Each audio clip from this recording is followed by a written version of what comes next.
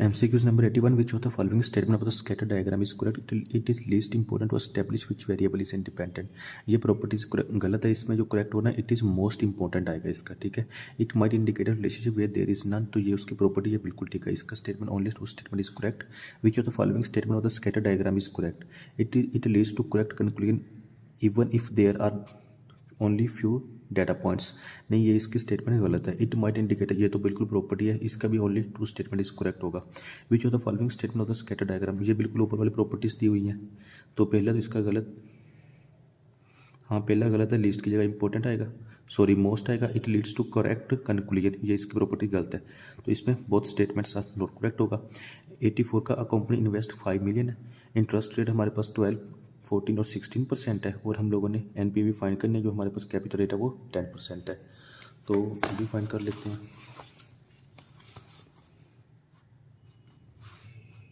%12, 14%, 16%. ठीक है, और जो हमारे पास रेट है वो 10% है. NPV फाइंड करनी है. ये हमारे पास रेट आ गया, ठीक है, और एंड वाले में ना आप +5 कर दें, तो ये आपके पास आएगा 5.8. ये प्लस क्यों किया है, उसकी रीज़न ये कि तीसरे साल जो हमारा टोटल इंटरेस्ट हो जाएगा, ठीक है. एक तो हमारा 3 साल का इंटरेस्ट और प्लस हमारा कैपिटल, टोटल हमारे पास 5.8 और इंटरेस्ट. इसको अब आप लोगों ने NPV में पुट करना है. तो NPV is equal to 0.6 into rate हमारे पास कितना 10% है, 1 + 10, तो ईयर 1 माइनस, ये माइनस क्यों है इसको भी मज़ीद देख लें. असल में ना 0.6 ऐसे होगा, और ये 1 + 10% की पावर 1. NPV का जो फार्मूला होता है ना वो इस तरह होता है, ये ओवर में आता है, तो ये बटा मैंने ख़त्म करके ना ओवर ख़त्म करके ऊपर ये माइनस में कन्वर्ट कर दिया है. Plus 0.7 into 1 + 10% -2 plus 5.8 into 1 + 10% -3. In same को कैलकुलेटर पे पुट कर लें, मैं पुट करता हूँ. तो ये जो हमारे पास वैल्यू आ गया 5.4815 आ गया, 5.48159, ठीक है. अच्छा, ये हमारे पास आ गया. अब NPV का जो करेक्ट फार्मूला, उसमें rate of inflow outflow, rate of outflow minus inflow होता है. आउटफ्लो कौन होता है, जो हमें टोटल मतलब है, ठीक है, जो हमें टोटल इनकम होती है वो हमारा आउटफ्लो होता है, और जो इनफ्लो जो हम इन्वेस्ट करते हैं, तो हम लोगों ने इन्वेस्ट कितना किया था 5 मिलियन, और हमें मिला कितना 5.48. चलिए मैं मज़ीद ही आप लोगों को क्लियर कर देता हूँ. ये देखें, हमने सबसे पहले 5 मिलियन इन्वेस्ट किया, 3 साल के बाद हमें उस पर इंटरेस्ट जो मिला ना वो 0.6, 0.7 और 0.8 था, ठीक है. 0.6, 0.7 एंड 0.8, टोटल हमारे पास कितना हो गया. और तीसरे साल पे जब हम लोगों ने इन्वेस्टमेंट इंटरेस्ट प्लस कैपिटल, जो हम लोगों ने इन्वेस्ट किया था 5 मिलियन, वो भी हमें मिल गया. मतलब इंटरेस्ट प्लस कैपिटल हमारा टोटल कितना आ गया था 5.481. ये कौन सा, अभी देखो आप किसी भी जगह पे पैसे इन्वेस्ट करते हो 3 साल के लिए, आप 5 मिलियन इन्वेस्ट करें तो पहले साल आपको इंटरेस्ट मिलेगा, दूसरे साल इंटरेस्ट मिलेगा, तीसरे साल इंटरेस्ट मिलेगा. जब आपका टाइम ख़त्म हो जाएगा तो अब आपने उधर इंटरेस्ट नहीं लेना, बल्कि आप लोगों ने अपना जो कैपिटल 5 मिलियन इन्वेस्ट किया था ना वो भी आप उनसे वापस लेंगे, ठीक है. तो इसी तरह इसी क्वेश्चन में है कि एक तो हमें इंटरेस्ट मिला, दूसरा जो हमारा टोटल कैपिटल था 5 मिलियन वो भी हमने वापस लिया, तो टोटल हमें मिला है 5.48159. इसी वजह से ये मैंने 5 इसमें प्लस किया तीसरे साल पे, क्योंकि तीसरे साल पे हमारा जो कैपिटल है ना वो भी हम लोगों को रिटर्न होता है, ठीक है. अच्छा, तो ये हमारे पास टोटल होगी. अब हम लोगों ने इन्वेस्ट कितना किया था 5 मिलियन, तो क्यों ना हम इसको माइनस कर दें, तो टोटल हमारे पास 5.48159 माइनस 5 मिलियन, ठीक है. तो 0.48159 ये आपके पास आंसर आ जाएगा. बहुत ही आसान MCQ था, थोड़ा सा समझ के करें तो इंशाल्लाह कभी भी नहीं भूलेगा. MCQs नंबर हमारे पास 85 है। Iram invested 2 million and receive 2.5 million after 3 years, calculate the rate of interest. Rate of interest हमें दिया हुआ है 7.51, कंपाउंडेड मंथली दिया हुआ है, क्वार्टरली दिया हुआ है। इट मीन्स के रेट हमें तो इसने जो है ना वो तो आर तो बता दिया है, लेकिन ये हम लोगों को फाइंड करना है कि वो मंथली या बाई मंथली है तो कौन सा है। सबसे पहले इसमें कौन सा फार्मूला लगेगा, calculate the rate of interest.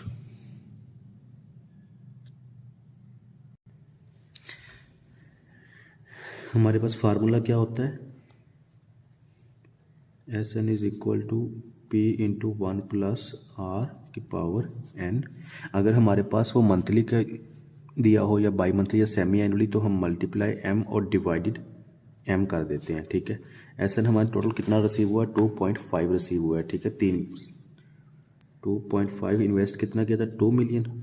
Rate क्या था 1 प्लस आर कितना था 7.51% डिवाइडेड बाई एक्स हम लोगों ने फाइंड करना है, multiply N into X. Same values calculator पे पुट करें, आपका आंसर आ जाएगा। तो हमारे पास जो एम है ना वो 3.8 आ गया। ठीक है, सॉरी ये एन की जगह हमारे पास साल कितने थे, 3 थे। 3.8 राउंड ऑफ करके इसको 4 कर लें। अच्छा, अब ये 4 हम लोगों ने पहचान करनी है, इसमें से कौन सा सिलेक्ट करेंगे। तो इसमें मंथली क्वार्टरली, इसका क्वार्टरली बेस हमारे पास MCQs नंबर जो करेक्ट है ना वो इसका बी होगा। चलो ये मैं आपको थोड़ा सा एक्सप्लेन कर देता हूँ। देखें एम हमारा कब किसके बराबर होगा, अगर तो इन्वेस्टमेंट बाई मंथली है। इसका क्या मतलब होता है, मतलब कि 2 माह बाद। ठीक है, हर 2 माह बाद वो इन्वेस्ट करेगा, तो साल में कितनी दफ़ा करेगा, 12 मंथ होते हैं, तो इट मीन्स के साल में 6 दफ़ा इन्वेस्ट करेगा। तो एम हमारा 6 के बराबर आ गया। अगर वो इन्वेस्टमेंट करता है सेमी एनुअली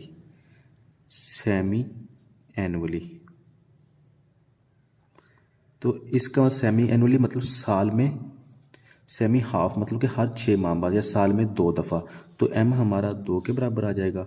अगर वो इन्वेस्टमेंट करता है मंथली तो ये तो सिंपल सी बात है, मंथ 12 होते हैं, तो इट मीन्स कि एम हमारा 12 आ जाएगा। अगर वो इन्वेस्टमेंट करता है क्वार्टरली का मतलब होता है 4। अब इसमें वो क्या होगा कि मतलब वो हर 3 माह बाद इन्वेस्ट कर रहा है, तो हर 3 माह बाद इन्वेस्ट करेगा तो 12 माह में कितनी दफ़ा करेगा, 4 दफ़ा। तो इसमें हमारा आंसर आ रहा है 4। तो इट मीन्स कि वो इन्वेस्टमेंट जो 7.51% होगा ना वो क्वार्टरली होगा।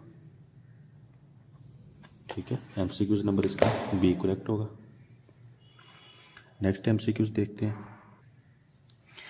MCQs नंबर हमारे पास 86 है। If the current discount rate is 10% है then the present value of the certain amount, हमें प्रेजेंट वैल्यू फाइंड करनी है ऑफ सर्टन अमाउंट एक्स है received at the end of the each year will become. अच्छा, N हमारे पास 4 आ गया है। तो इसमें जो क्वेश्चन को फार्मूला लगाने की जो टेक्निक है ना, सबसे पहले देखें आप लोगों ने कौन सा फार्मूला लगाना है, प्रेजेंट वैल्यू का। दूसरी बात, इन्वेस्टमेंट की कब हो रही, ईच ईयर। जब भी ईच ईयर मतलब हर साल बाद इन्वेस्ट कर रहा है तो इट मीन्स के एनुइटी का फार्मूला लगेगा। आई थिंक पिछली वीडियोज़ में मैं अच्छे से एक्सप्लेन कर चुका हूँ कि एनुइटी क्या होती है। ठीक है, जब हर साल ईच ईयर सेम इन्वेस्टमेंट हो। ठीक है, अब ईच ईयर का मतलब क्या है कि हर साल इन्वेस्ट कर रहा है, तो कितना इन्वेस्ट कर रहा है, वो एक्स अमाउंट है, मतलब कि एक फिक्स अमाउंट है। कोई भी अगर कुछ भी ले लें तो वो उसने नहीं बताया, तो हम लोगों ने साथ एक्स लेंगे, जस्ट ये वैल्यूज़ हम लोगों ने फाइंड करनी है। तो प्रेजेंट वैल्यू का फार्मूला क्या होता है एनुइटी में, present value is equal to 1 minus into 1 plus R divided by R into P. तो पी उसने नहीं दिया हुआ, पी मतलब कि हम इसको कट कर लेते हैं, सिर्फ प्रेजेंट वैल्यू का इसकी जगह एक्स ही पुट कर लेते हैं, या ना भी करें, जस्ट हम लोगों के main concern 1 minus 1 plus R हमें कितना दिया हुआ है उसने 9% है, 9% पावर 4 है, डिवाइडेड बाई आर कितना है 9%। सेम कैलकुलेटर पे पुट करें, आंसर आ जाएगा। तो ये हमारे पास आंसर 3.239, इसको राउंड ऑफ करके 3.234 आ जाएगा। अच्छा, ये माइनस प्रेजेंट वैल्यू में फार्मूला हमारा माइनस में होता है, माइनस n, ठीक है। अच्छा, present value is equal to, तो p हमें x उसने कहा था, तो इसको भी x करने, इसका में 3.24 के साथ वैसे ही x लगा दे। MCQ नंबर 88 है।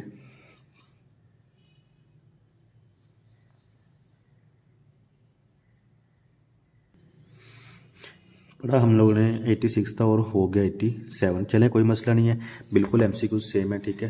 ये भी MCQ बिल्कुल करेक्ट हुआ है, बस फ़र्क इतना है, जो 86 है ना, 86 में आपने 86 में आपने रेट की जगह इधर 9% है, उधर आप लोगों ने 10% पुट कर देना है 86 में, ठीक है।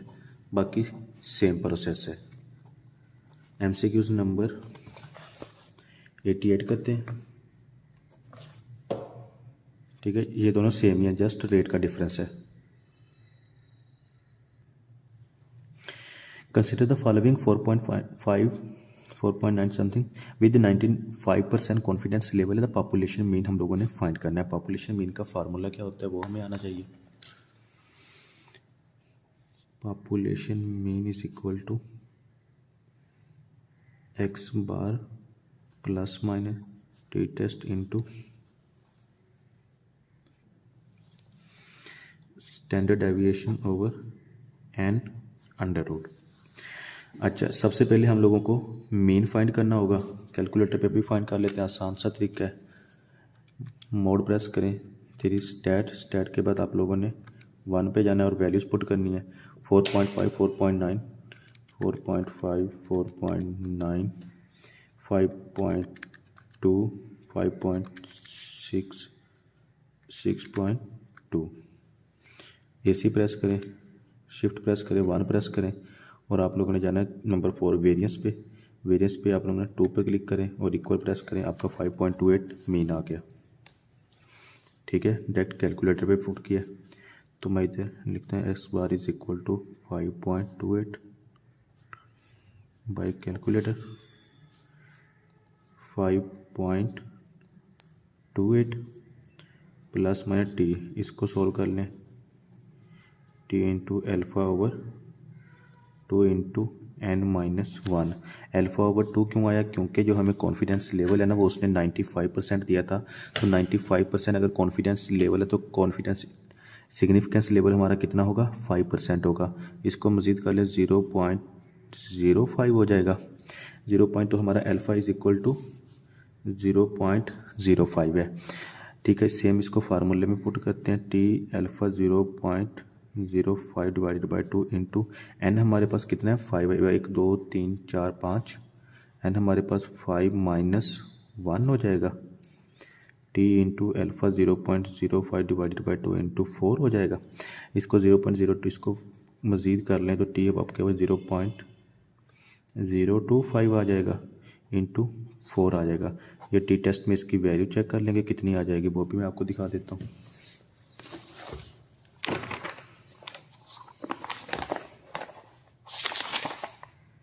ये टी टेस्ट है, टी टेस्ट में हम लोगों ने चेक करना था 0.05 को 4 में, तो 4 में देखा तो हमारे पास कितना आ गया? टी की वैल्यू हमारे पास कितनी आ गई? 2.776 आ गई है।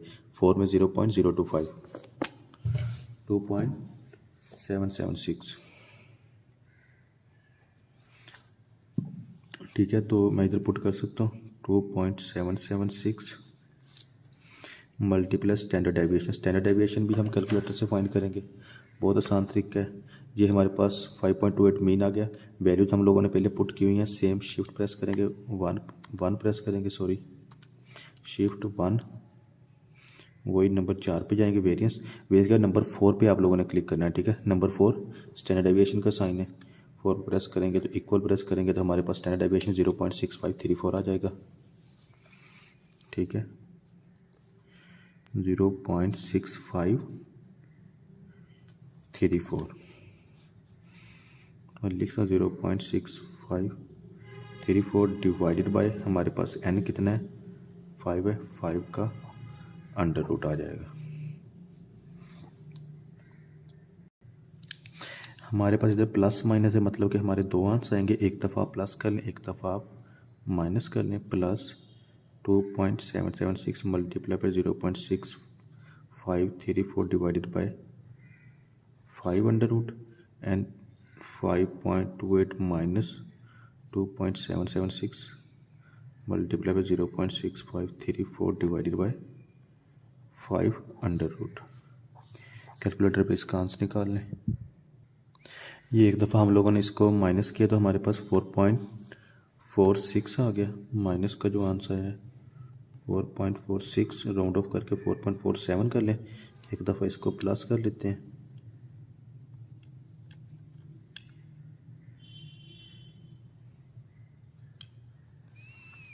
प्लस कर लें, ठीक है, आंसर निकालें 6.09। तो ये हमारे पास दो आंसर आ गए हैं। तो इधर देखें 4.47 और 6.09 हमारा MCQ नंबर सी करेक्ट होगा। MCQ नंबर 89 देखते हैं। Which of the following construction of the null and alternative hypothesis is are correct? Please note that the population mean in both cases are 36। हमारे पास जो population mean वो fix है, ठीक है।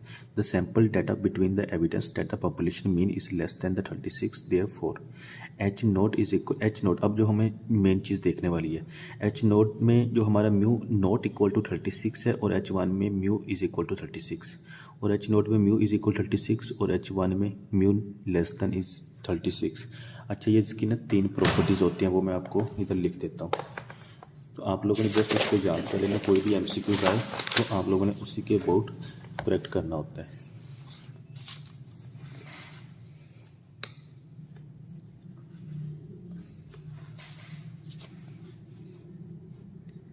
H note में अगर हमारे पास म्यू नोट इक्वल टू 36 तो इसमें जो हमारा H1 होगा ना, उसमें हमारा जो म्यू होगा वो इक्वल होगा। मतलब इस चीज़ के ऑपोजिट, अगर नॉट इक्वल टू है तो ये इक्वल होगा, अगर ये इक्वल है तो नॉट इक्वल टू होगा। ये इसकी प्रॉपर्टी 1 होगी। दूसरी प्रॉपर्टीज़ H नोट में अगर हमारा म्यू लेस देन 36 होगा, लेस देन 36 है तो हमारा जो H1 में म्यू इसके ऑपोजिट होगा, less than and greater than equal to 36। Greater than equal to का मतलब ये होता है, देखें लेस देन का मतलब क्या है, अगर 36 से नीचे मतलब 35, ठीक है। ये इधर नहीं है ना, समझाने के लिए लगाया था। मतलब लेस देन का मतलब 36 से नीचे कितना, 35 या इससे नीचे होगा। तो इट मीन्स कि जो हमारा उसके ऑपोजिट होगा वो 35 या उसके अबाव होगा, ठीक है ना। इस वजह से ग्रेटर देन इक्वल टू मतलब 36 या इससे ऊपर, और लेस देन 36 है तो इसमें 36 के नीचे मतलब 35 होगा। तो ग्रेटर देन हमारा कौन सा होगा, 36 या इससे ऊपर। H नोट अगर हमारा आता है mu is equal to, mu हमारा आता है ग्रेटर देन 36, तो हमारा H1 जो होगा इसमें mu less than equal to 36 होगा। ग्रेटर देन का मतलब 36 से ऊपर मतलब 37 38 जे होगा, और less than equal to less than equal का मतलब 36 या इससे नीचे, तो ये इसके ऑपोजिट ही मूव कर रहे हैं। तो यही चीज़ आप लोगों ने याद रखी। तीन प्रॉपर्टीज़ हैं, अभी इसमें से देख लें कौन सी इधर अप्लाई होती है। पहला तो नॉट इक्वल टू है तो इक्वल है, ये पहली प्रॉपर्टी ठीक है। इधर इक्वल टू है, इधर लेस देन है, नहीं इधर इक्वल टू इधर नॉट इक्वल टू आना था, तो इट मीन दूसरी प्रॉपर्टी गलत है। तो इसमें only one statement is correct.